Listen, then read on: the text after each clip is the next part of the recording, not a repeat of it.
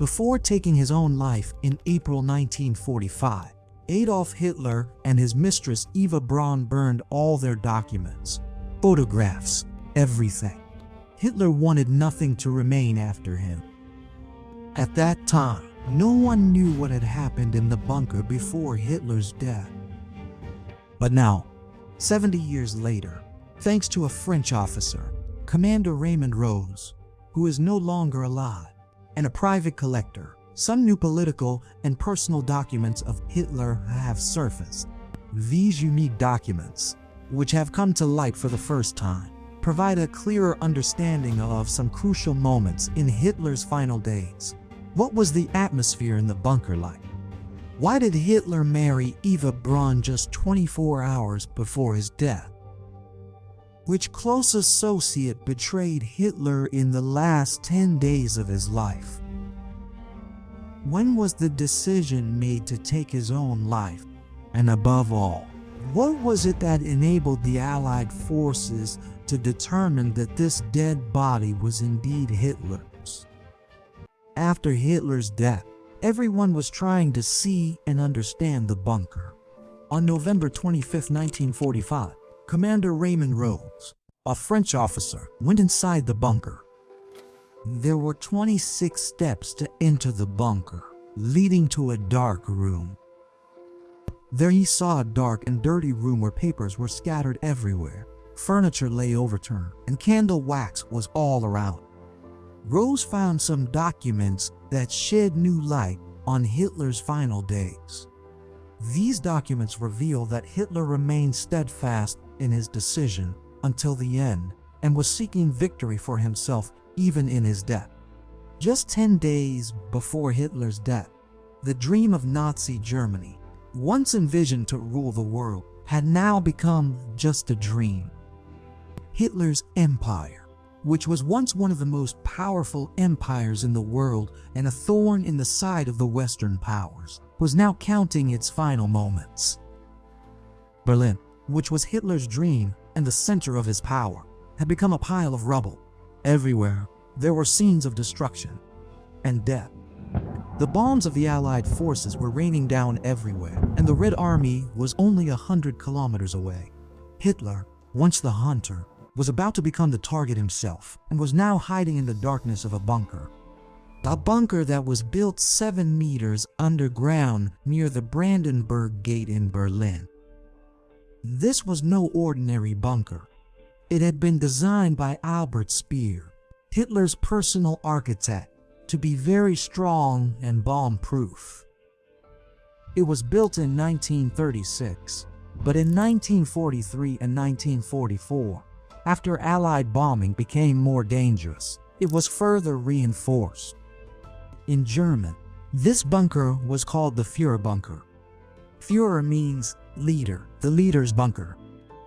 This was the bunker where Adolf Hitler, who dreamed of ruling the entire world, was hiding, and it was here that he spent the last days of his life.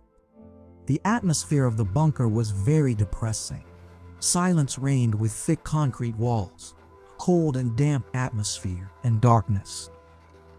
This bunker was like a labyrinth, with small corridors and rooms where one would feel suffocated. In this bunker, there was a private space of 3 rooms for Hitler, including one meeting room where he held meetings for his military operations twice a day, a small room for Eva Braun, who was his mistress, and a shared bathroom for both of them. The atmosphere of this bunker was filled with depression and fear. Due to being underground, there was a mechanical ventilation system for air that made noise all the time. This noise was not only a cause of physical discomfort, but also mental torture for those living here. In the last 10 days, Hitler had broken down not only physically, but also mentally. He had developed Parkinson's disease, which causes hand tremors. To hide his illness, he often kept his left hand in his pocket or positioned it in such a way that the person in front wouldn't notice. In the last 10 days, his hand was constantly trembling and he also had difficulty walking. The doctor said that in the last 10 days, Hitler's face was so pale and tired that he looked 10 to 15 years older than his age. During these days, any officer who met him was shocked to see his deteriorating health condition. Even Hitler's personal doctor, Theodor Marel, who was present in the bunker, would daily administer glucose and vitamin injections to him. But all this was not enough to improve his health. Hitler's inability to control his hand was the clearest evidence of his declining morale. The daily routine in the bunker was extremely boring. Every morning, there was a military meeting in which his generals warned him about the situation in Berlin. Reports of gradually losing control over Berlin were frustrating Hitler. Distrust was part of Hitler's nature. That is, he did not easily trust anyone. This was the reason that even in his last days, he was worried that one of his generals might betray him. And in reality, later on, something like this did happen. In the final days, when everyone was thinking of fleeing the bunker, Eva Braun stood by Hitler. Eva Braun was Hitler's mistress for 13 years. They were not married, but even so, she lived with Hitler in the bunker. Experts say that staying in the bunker with Hitler was Eva Braun's insistence, and perhaps this was also Hitler's weakness. Eva was a romantic and emotional girl who wanted to stay with Hitler until the end. Some of Eva's letters were found that she had written to her friends. Only after reading these letters could something be learned about the private life of Hitler and Eva. The purpose of Eva's life was to be with Hitler. In one of her letters, she wrote that this place is very scary, but I am happy here because Hitler is with me. Eva's daily routine inside the bunker was very limited. She often spent time in her room, arranging her photographs or sometimes having coffee with Hitler. But one thing that becomes very clear is that Eva Braun was feeling very lonely. This not only shows Eva's love and loyalty, but also her inner fear and loneliness. If we talk about the conditions outside the bunker, in the last 10 days Berlin had become a battlefield. Allied bombers were dropping bombs on Berlin every day and every night. The Red Army, which was the Soviet Union's military, was fighting Hitler's army just a few kilometers away from the bunker at the border of Berlin.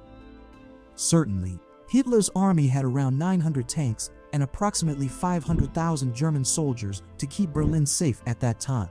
However, despite all this, Nazi Germany's forces were melting away.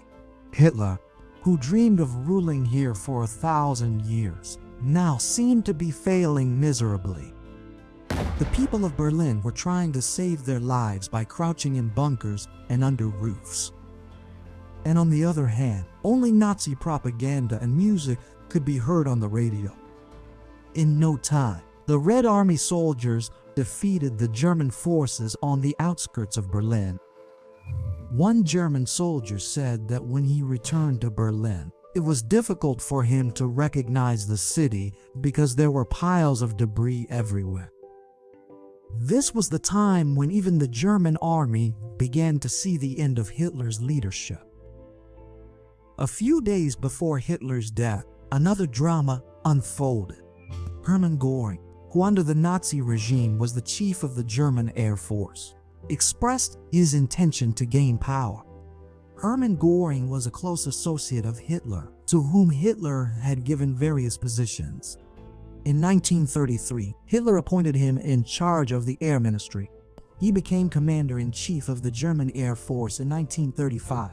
In 1936, he took charge of the 4-year plan, designed to quickly revive Germany's economy. And then in 1941, Hitler designated Hermann Göring as his successor and deputy, meaning, after Hitler, Göring was to take control. Göring believed that Hitler was trapped in Berlin and now the control of leadership should come into his hands. He sent a telegram to Hitler in which he wrote that if Hitler could no longer make decisions, he should officially transfer leadership. Seeing this telegram, Hitler, who was already quite depressed, flew into a rage. He removed Göring from all positions, declared him a traitor, and issued orders for his arrest. Later, Hermann Göring was arrested and sentenced to death, but just a few hours before his execution, he took poison and ended his life. On one side, the Red Army was entering Berlin. On top of that, Hitler's close associate committed treachery. This entire situation was forcing Hitler to do things he had never even thought of. It was the 29th of April, 1945. Hitler called the people around him and said, "The time has come." At 1 a.m., he officially married his longtime mistress Eva Braun. The wedding took place in the same bunker in front of 23 officers. After getting married, he called his secretary and asked him to write his will, in which Hitler's words were that my wife Eva and I have chosen death. For us, death is better than the shame of surrender. Unfortunately, this marriage lasted only one day. April 3rd, 1945. At 3 p.m., Hitler poisoned his dog named Blondie and went into the room with Eva. Exactly 24 hours after the wedding, both ended their lives in the room. Hitler took his own life with a pistol while Eva embraced death by consuming a cyanide capsule. The bunker staff already knew, so they took both bodies to the courtyard and set them on fire. Hitler did not want to leave any trace behind. Before dying, both of them burned documents and their photographs and finally ordered themselves to be burned. This all indicates that Hitler, even until his dying breath, did not want to surrender himself to his captors. So much so that the Soviet soldiers could not seize his body and show it to the world as a trophy. That's why he ordered his body to be burned. When the Red Army reached the bunker, they found only burnt remains, but they were Hitler's. It was discovered after extensive investigation when they took samples of Hitler's teeth. Hitler had a strong aversion to visiting the dentist. Therefore, he had a very unique gold bridge made that covered his broken teeth. It was by this bridge that Hitler's body could be identified. I hope you all will also like and share this video. Thank you very much for your loving comments. See you in the next amazing video.